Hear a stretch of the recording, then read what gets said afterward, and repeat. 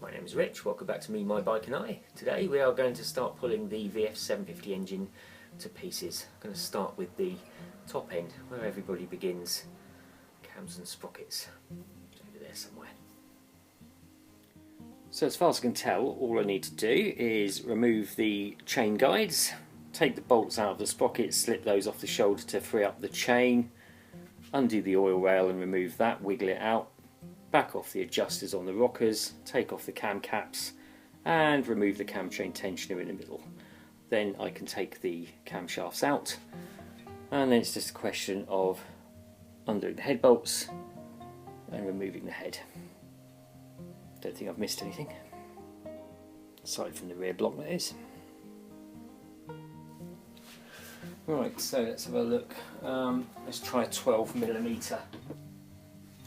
Picked up a 13, probably, no, it's not a 13. And I've only got multi-point sockets for the 3/8 drive. Use hex where possible, I find. Less risk. So chewing up your nuts and bolts and what have you.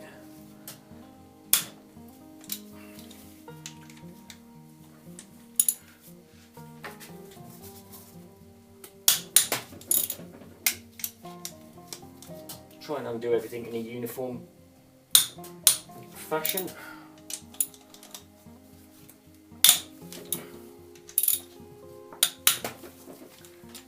At least until you've removed all the tension.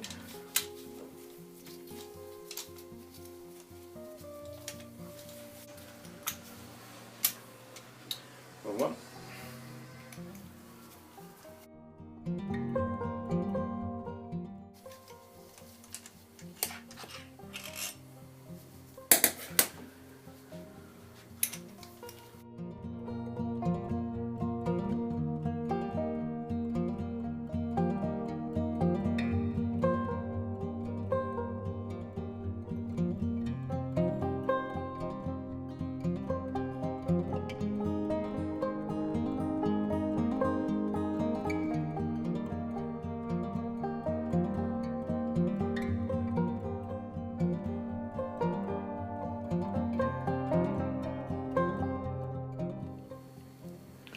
Clean these up a little bit, as in clean the oil off, but it's coming out really black.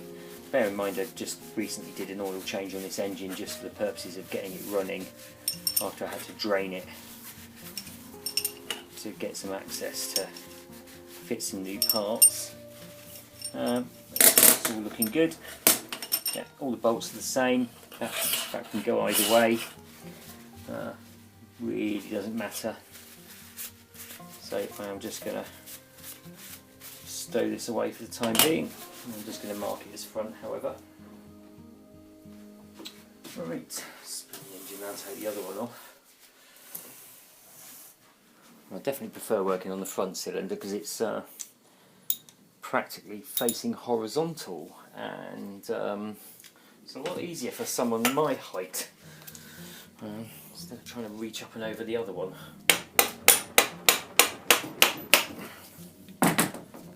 That's what you call an impact hammer.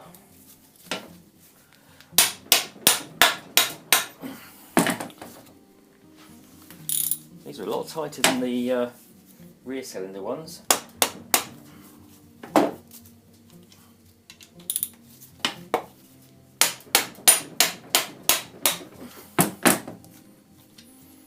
Let's wait till we get to the head bolts.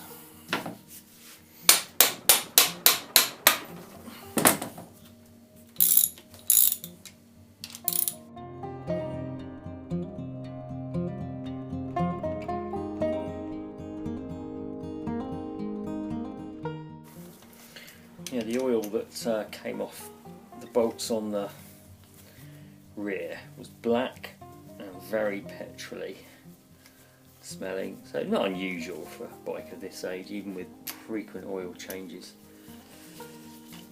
So nothing to be unexpected.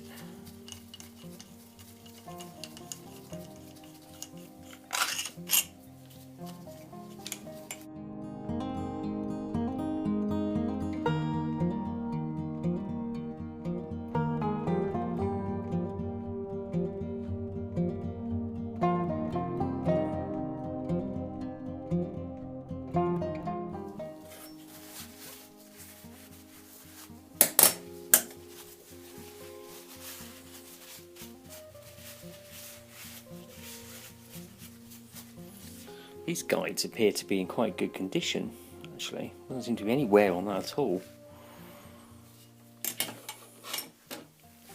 Right, just going to remove the oil pipe bolts now. They're just 10mm, so they shouldn't put up any kind of fight to stain. Oh, there we go. On the front cylinder.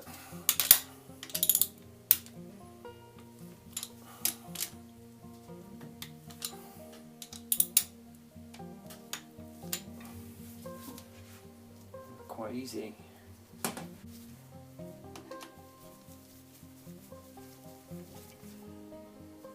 Just watch out for any washers or anything like that. These are shouldered bolts, so it doesn't look like they've got any. This does have rotational symmetry, so you can't put it back on the wrong way.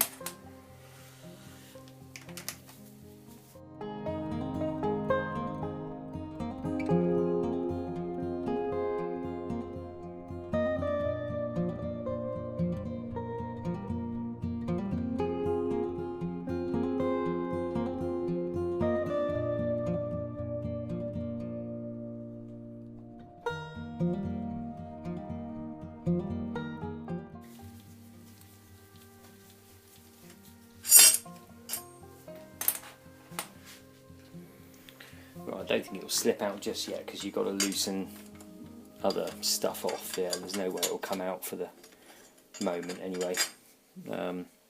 Sprockets have got to come off first, I think, and the chain slip off. So let's do the rear cylinder.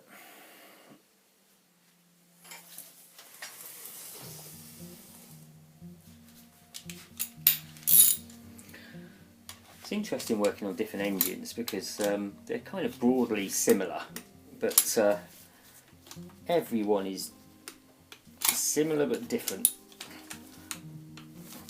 You don't necessarily need a shop manual to do any of this, but it helps with order of operations. Otherwise, sometimes you might be looking at something for absolutely ages thinking, how does that come off? And you've got to do something else first. So it's useful to consult service data.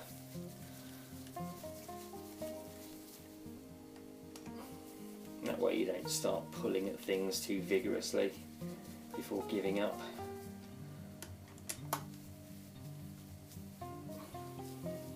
The important thing is to record exactly what you're doing. Now, for me, obviously, making these videos, I can consult back to them. It's obviously a very good idea to lay things out if you've got the space.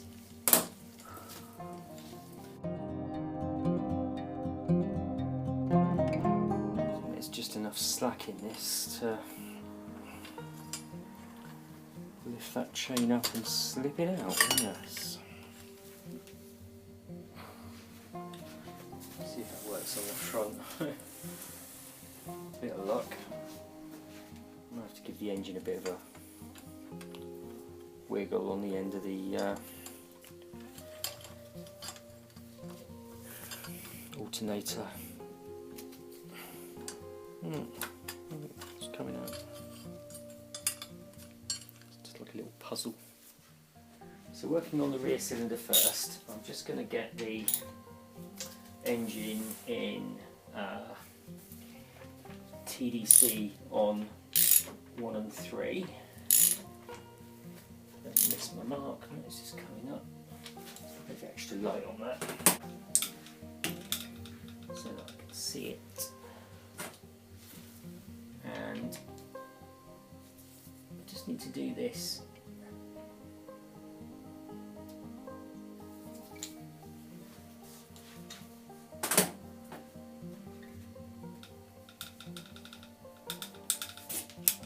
In order to expose the one of the intake sprocket bolts and one of the exhaust sprocket bolts.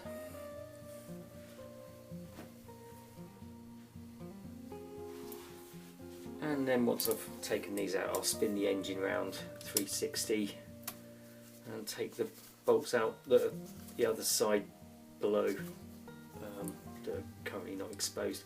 I can only get a ratchet ring spanner in here, so they're 10mm.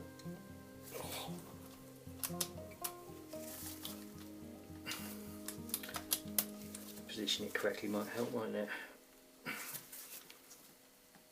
Okay.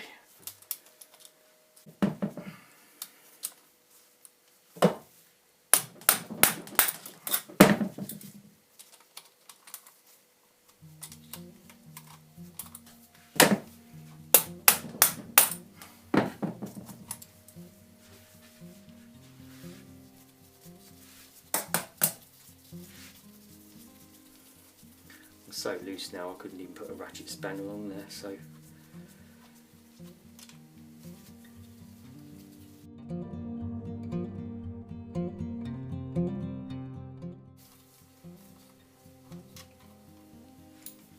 okay, just repeating the exercise.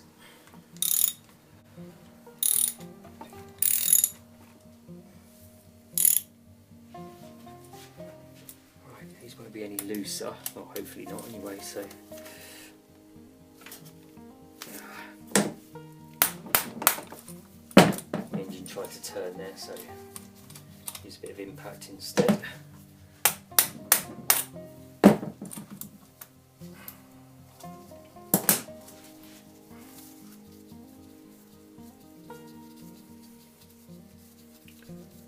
Do these one at a time, as in rear and front block, because just want to make sure I do keep all the parts together. Isn't quite loose enough.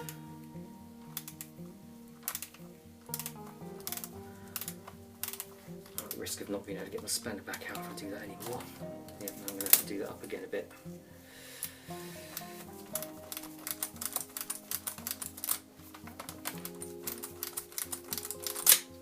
Let me go and get a regular spanner. I always say this about ratchet ring spanners, is that they're very good for getting into places where you haven't got a lot of room to get a spanner on and off. Where you just want to get it in and get it on there and not have to keep removing the spanner. But the trouble is, because of the thickness of the heads, this one's quite stiff. Yeah, there's no way I could take that out with my fingers at the moment. You know, because of the thickness of the heads on these ratchet ring spanners, they're actually quite difficult to get into tight spaces. The very spaces you need to get a ratchet ring spanner into. So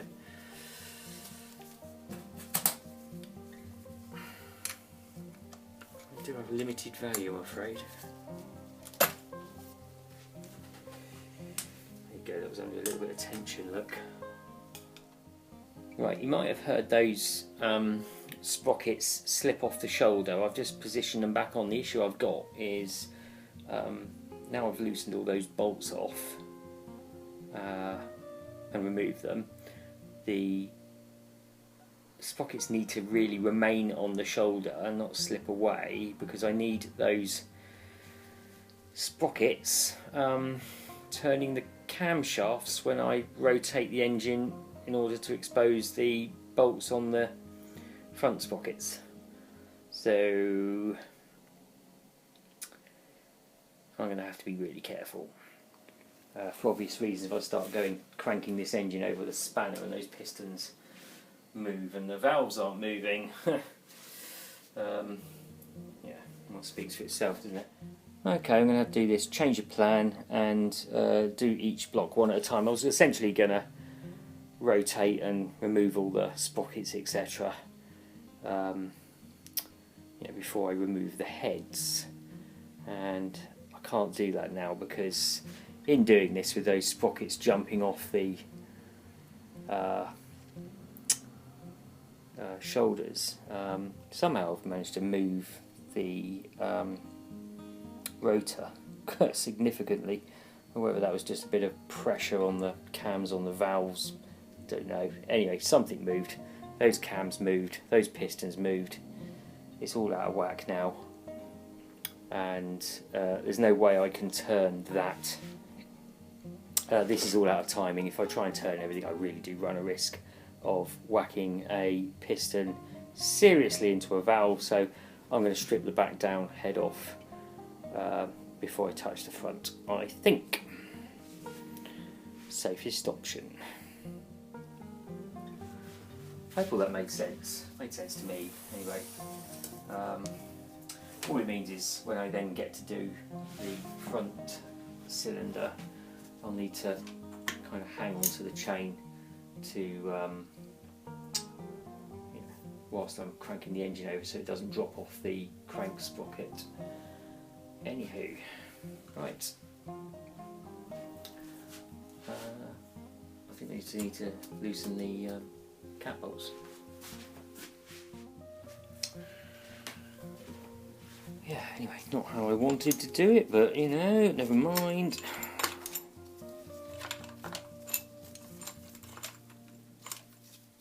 It's all good.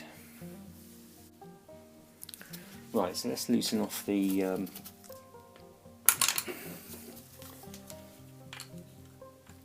adjusters. So firstly, undo the lock nuts. I really don't like using open-ended spanners actually on things like this. Let me just, that's better.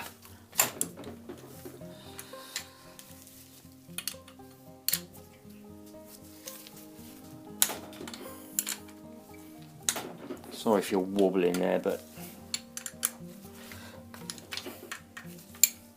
yeah, I can get that in, that's fine.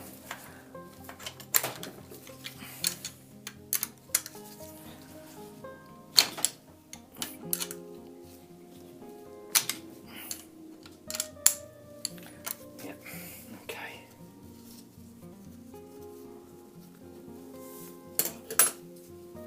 Just backing them all off.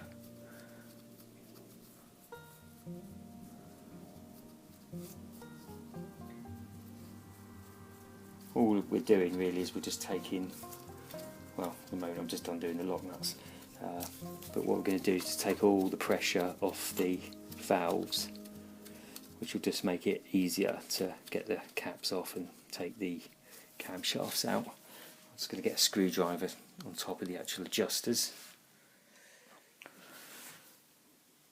So I'm not going to completely remove them, I'm just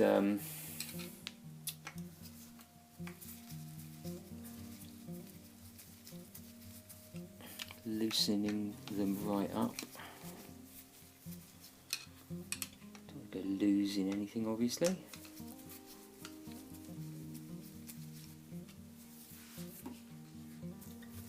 All fairly loose anyway I think, because I was just doing a quick demo on the last video about clearance.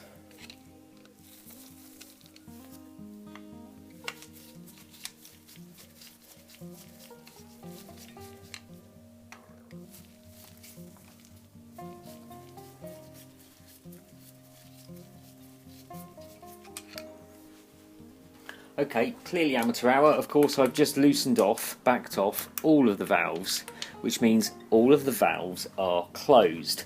I can still go ahead, back to plan A, take the caps off, take the cams out, take the cam chain tensioner out. Before I remove the head, I can get to work on the front by spinning the engine over, because nothing is going to ram into anything. The valves are closed. So let's get the rest of the top end off and then we can move on. To help with putting everything back where it came from, all of these cams are labelled up, as you can see there.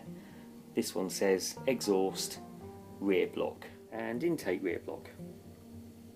And each of the cam caps will say, like this one, HF1B, and all the others have a similar but different code so that I can easily mark down their positions and identify them. And the front block will follow exactly the same pattern. So nice and easy in terms of taking them off and storing them away and not mixing them up so they can all go back where they came from. And you can't even mix the camshafts up in terms of putting them round the wrong way, because they will only go back in one way because of the position they sit in between the two caps. So nice and easy to figure out when it all goes back together. The sprockets have no such identifying features, unfortunately, for their respective positions or their orientation, so I will try and keep them together with the camshafts and so on. It's going to be a little difficult to mark them, but I don't think that's too much of an issue for sprockets, to be fair. It's just where the teeth come into contact with the chain, and I don't think it will make an awful lot of difference. It's not particularly critical. And you'd happily change the cam chain without changing the sprockets, wouldn't you? So, right, 10mm on the smaller bolts.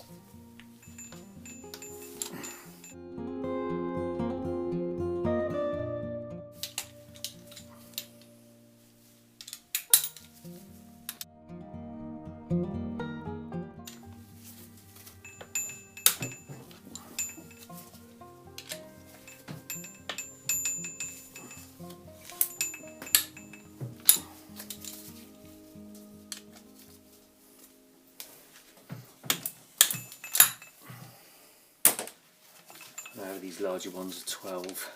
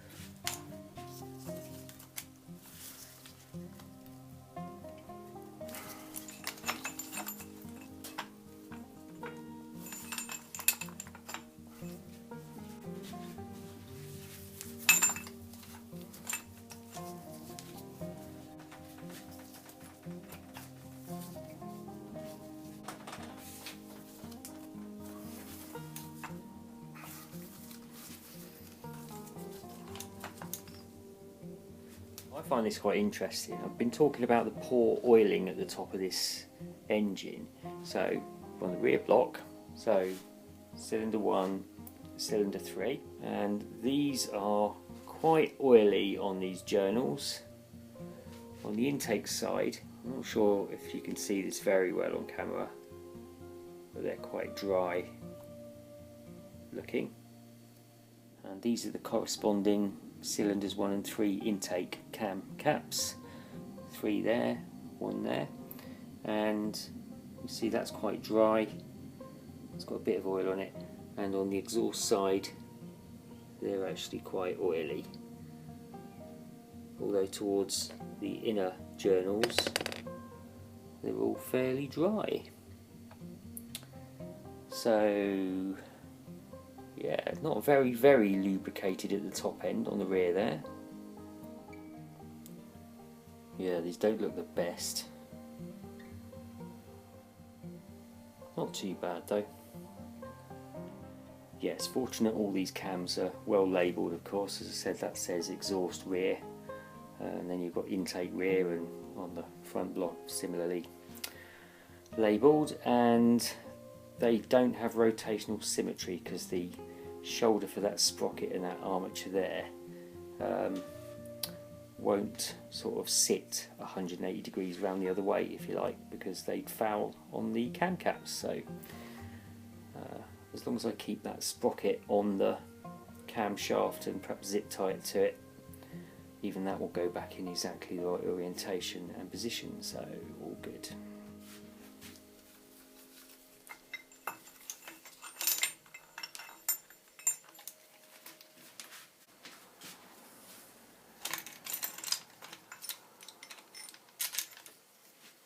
So just going to remove the cam chain tensioner now. You can see those 4 bolts there directly down there. They look like 10 mils. Right. Dodgy angle here, but let's see if we can just loosen these off.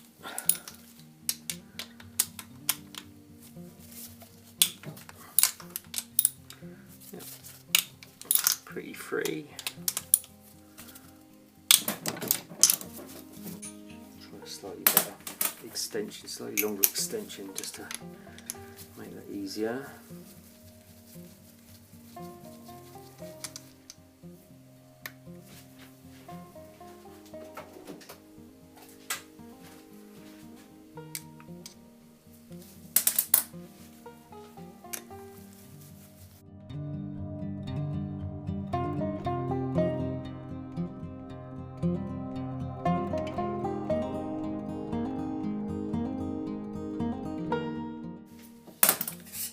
These fall down into the engine at this stage. It's not a major drama because I'm taking it apart anyway.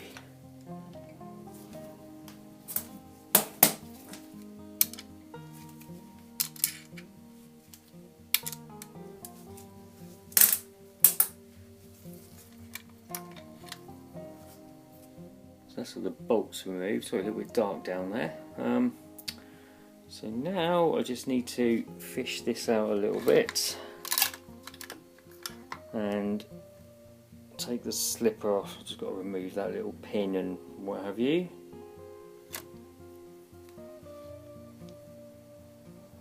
Bit dark, sorry. Tiny little R-clip there that needs to come out.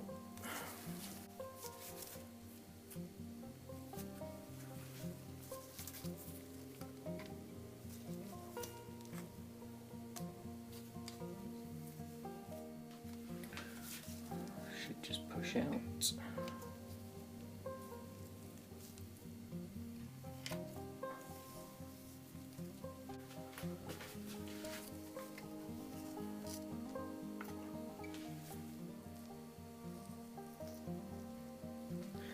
Now the only issue if the cam chain slips down into the tunnel is that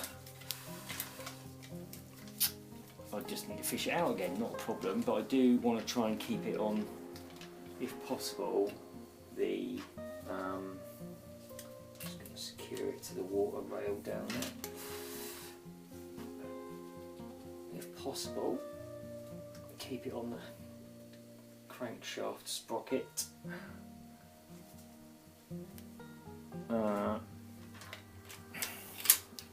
But if it slips off, it won't be a drama.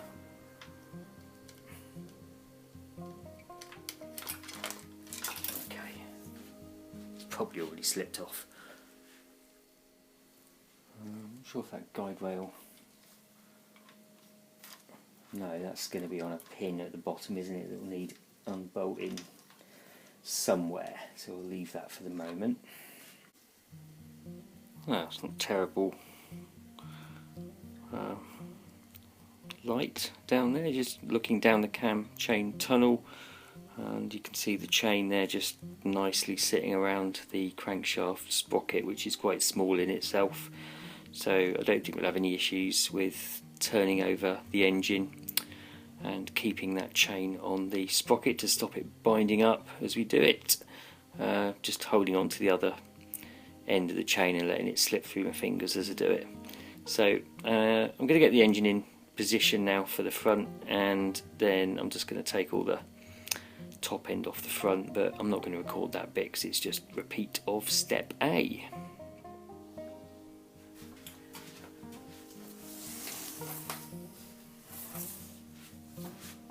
Yeah, slightly different on the front. You can see I've got 2 and 4 lined up, but our factory lines are offset by 6 teeth, and you know, the bolts are kind of exposed, but I might need to turn them back just to get them out. But I need to make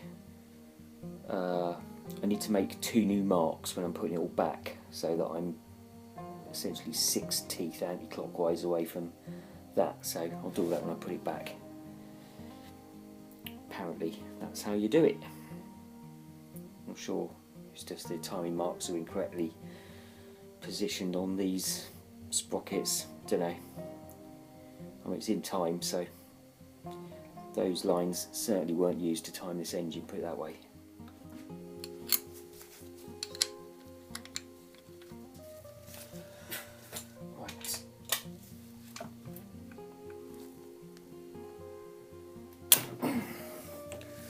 It's not an easy one to span on loop. I need to lock the engine up really, because I'm just turning the engine by turning this nut. Oh man! I think some of these might have been Loctite, you know, because they were very difficult on the front, one or two of them, and struggling to stop the engine turning. So, right, let me get some copper washers. I'm going to stick that down in the teeth of the gears, just the main gear on the back of the clutch. That should wedge it. So it's just a copper washer, so nothing gets damaged apart from the copper washer. Because holding the engine on the alternator is a little tricky.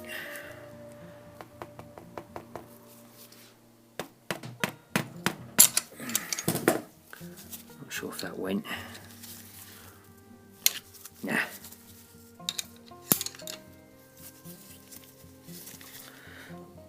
Right.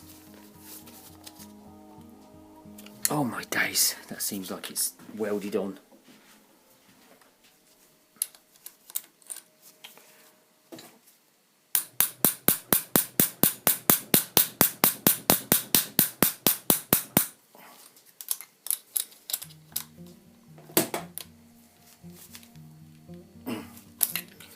Not sure if that just slipped off, you know, and knocking the camera out.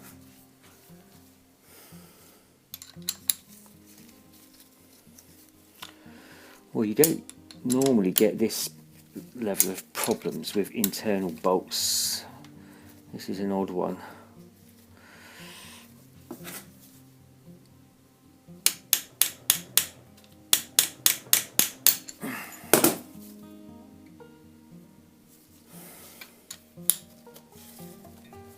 Not sure if that's turning.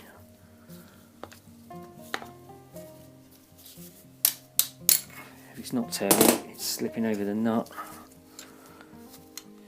That's the problem. A small ring spanner, you just can't get enough sort of torque on it to move it. You just need a good solid hex socket, or at least a 12 point that you can get some pressure on, doesn't wobble off. So I think what I might do is do this slightly backwards and back off all the adjusters, take the caps off so I can get full access to them. I think I'll do it that way instead.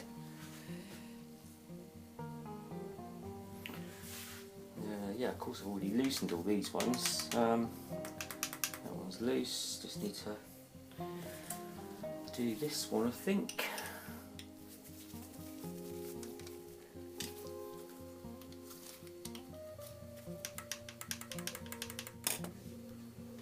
Okay, I'm just going to skip to after we've taken these caps off, and then we'll get these sprockets off. Now we can get to these bolts nice and easily with a ratchet, so I don't think there was any harm in doing it that way, but it doesn't really matter. Put my little copper jam washer back in. Yeah, I don't know what the deal is with the timing on the front, but it seems to be 45 degrees. The timing marks seem to be 45 degrees out of whack. And when you put them back, you've got to make those marks yourself, sort of 6 teeth away from the top of the actual bolt. So in other words, when you've got 2 and 4 lined up on the rotor, that line there does not line up with the cylinder head, and you've got to make a mark, count 1, 2, 3, 4, 5, 6 teeth, just about where that tooth and that pin meet. So, all a little bit strange. Right, I'm not going to mess with this anymore. I'm just going to stick a breaker bar on it, because I think this is possibly Loctited, I think, so we shall see.